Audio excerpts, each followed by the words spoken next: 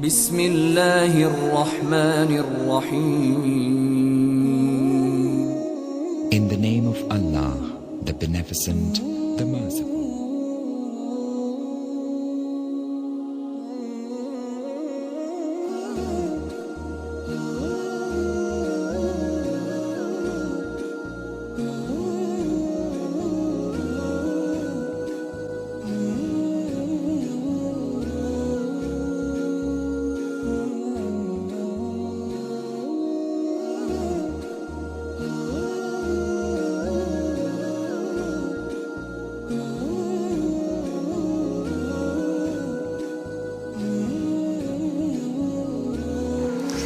ایک خاتون انہوں نے آپریشن کرا کے رحم نکلوا دیا ہے، جس کا جو میں نے سمجھا نکلوا دیا ہے یا آپریشن کا کیا مطلب ہے میں پڑھ دیتا ہوں. ایک عورت مادر رحم بچہ دانی کا آپریشن کروا لی ہے تو اس سے نکاح کر سکتے ہیں. اب اگر اس آپریشن کا مطلب یہ ہے کہ انہوں نے باہر ہی کر دیا ہے یا جو بھی اور کوئی طریقہ ہے اللہ عالم، بہرحال نکاح کرنے میں انشاءاللہ کوئی حرج نہیں ہے، کیونکہ نکاح کے بہت سارے مقاصد ہوتے ہیں. دو مقصد بہت اہم ہوتا ہے، جس میں ایک مقصد عفت اور پاک دامنی اور دوسرا مقصد اولاد. سمجھ گئے؟ تو اگر ایک مقصد اولاد کا اگر بچے دانی نکل دیا ہے تو اولاد کی کا مقصد تو نہیں پورا ہو سکتا ہے، لیکن عفت کا مقصد پورا ہو سکتا ہے. اس لیے آپ شادی کر سکتے ہیں انشاءاللہ، کوئی حرج کی بات نہیں ہے. البتہ خواتین کو، مسلم خواتین کو چاہیے کہ بلا کسی عذر شرعی، عذر مقبول، یہ کام نہ کریں، کیونکہ یہ اللہ اور اس کے رسول صلی اللہ علیہ وسلم کی ایک طرح سے نافرمانی اور بلا وجہ اگر صرف یعنی جس کو کیا کنٹرول بولتے ہیں اگر اس کے تعلق سے ہے تو یہ اللہ پر توکل میں کمی مانی جائے گی اور بہرحال یہ دین کے اندر ایک نقص اور کمی شمار کی جائے گی. اس سے بچنا چاہیے. اور کوئی سوال ہے ساتھیوں کو؟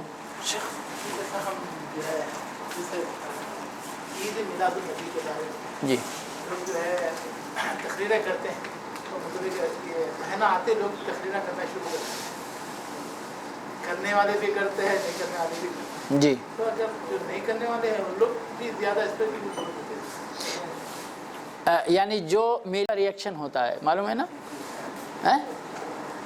ہر ایکشن کا ریئیکشن ہوتا ہے. اب کرنے والے آ رہے ہیں کرنے کے لیے تو ہم کو تو روکنے کا کام ہے، تو اس لیے ہم روکنے کا کام کریں گے.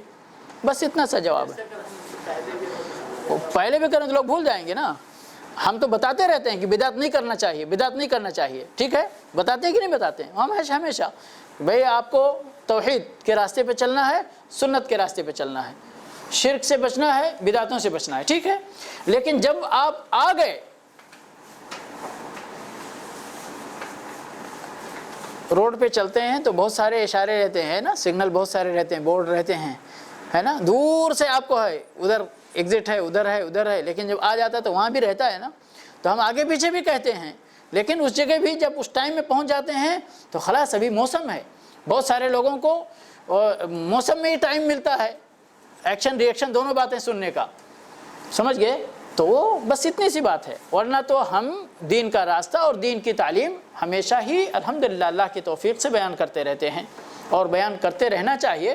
صرف یہ جو اس کو ہم مناسبت بولتے ہیں، مناسبت یعنی موقع محل کا خیال رکھتے ہوئے. بھئی رمضان آتا ہے، ہاں عبدالرحیم بھائی توجہ دیجئے، رمضان آتا ہے تو رمضان کے تعلق سے درس ہوتا نہیں ہوتا ہے؟ ہوتا ہے نا. حج آتا ہے تو حج کے تعلق سے درس ہوتا ہے.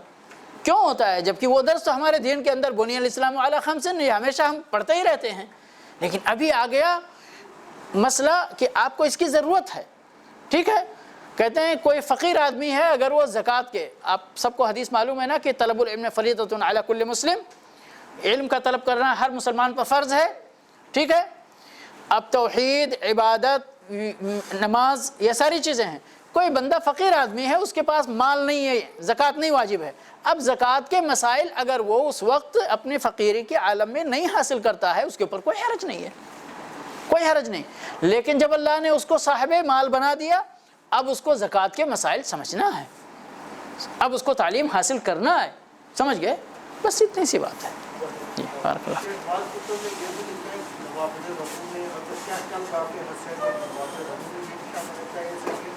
واللہ تعالی اعلم، اگر اس قہقہے سے نواقض وضو میں سے کچھ ہوا نہیں ہے تو قہقہے سے صرف وضو نہیں ٹوٹے گا،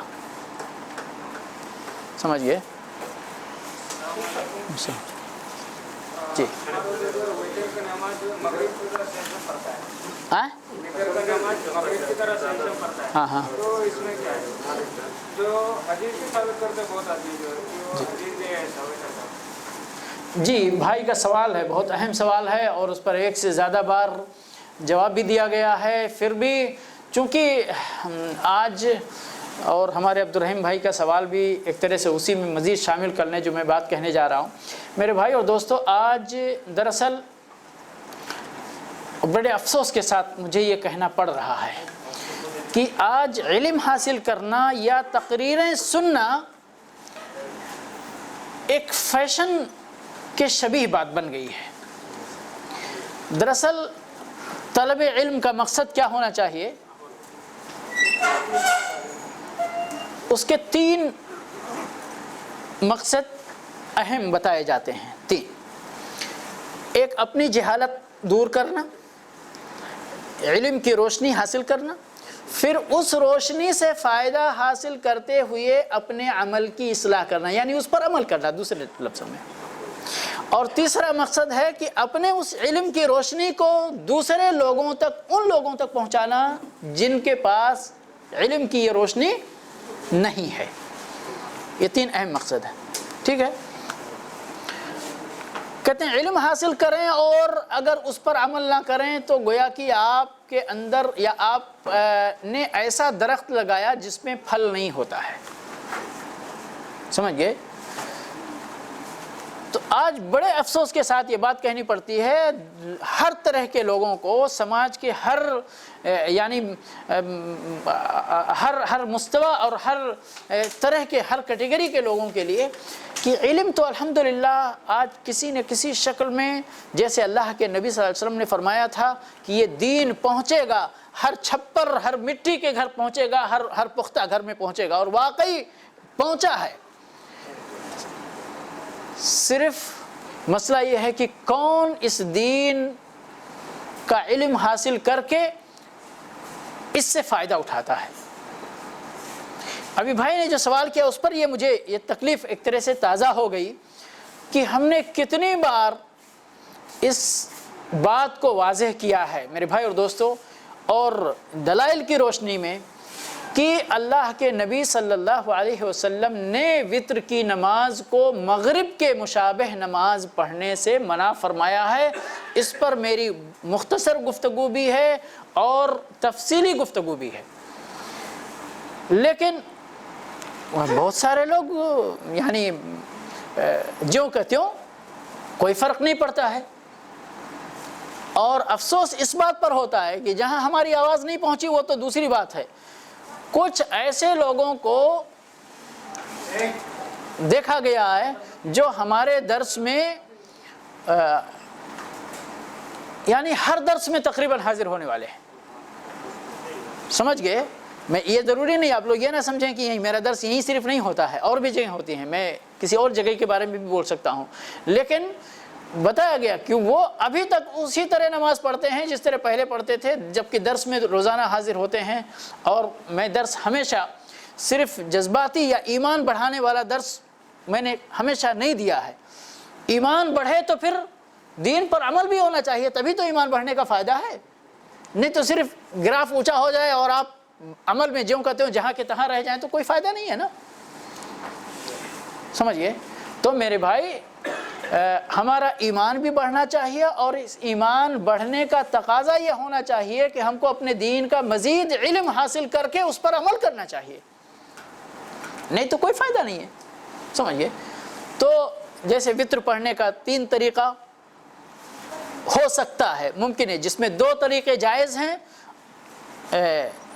یا یہ کہیے کہ مطلب جن کی اجازت ہے، اور ایک طریقہ جو نبی صلی اللہ علیہ وسلم نے منع فرمایا ہے، وہ مغرب کی مشابہ یعنی سیم، کوئی فرق نہیں، سمجھ گئے؟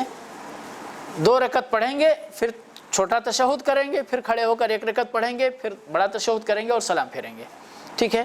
یہ مغرب کی نماز ہے اور یہ طریقہ ممنوع۔ باقی آپ تینوں کنٹینیو پڑھ جائیں یا 2 پڑھ کر سلام پھیریں، پھر 1 پڑھ کر سلام پھیریں، تو انشاءاللہ اس کے اندر اب اس میں علماء نے کہا اس میں کیا بہتر ہے، تو بہرحال بہت سارے علماء نے فرمایا ہے کہ 2 پڑھ کر سلام پھیرنا اور پھر 1 مستقل پڑھنا یہ زیادہ اجر کا باعث ہے، نہیں تو طریقے دونوں جائز ہیں، دونوں میں کوئی حرج نہیں ہے انشاءاللہ جی۔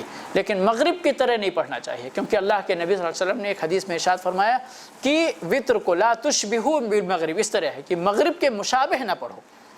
اب مشابہت 2 طرح کی ہوتی ہے، یا تو یہ ممنوع ہو کہ 3 رکعت نہ پڑھو تاکہ مغرب 3 رکعت، یہ 3 رکعت، تو بہت سارے بھائی لوگ یہی بولتے کہ نہیں 3 وطر نہیں پڑھنا چاہیے، سمجھئے؟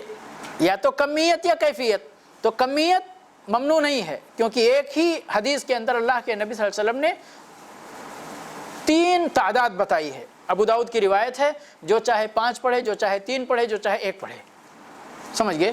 تو یہ تو اجازت ہے۔ پھر مسئلہ کیا ہوا؟ کیفیت کا مسئلہ ہے، یعنی مغرب کی طرح وطر کو نہیں پڑھنا چاہیے۔ واللہ تعالی عالم بالصواب، صلی اللہ علیہ وسلم۔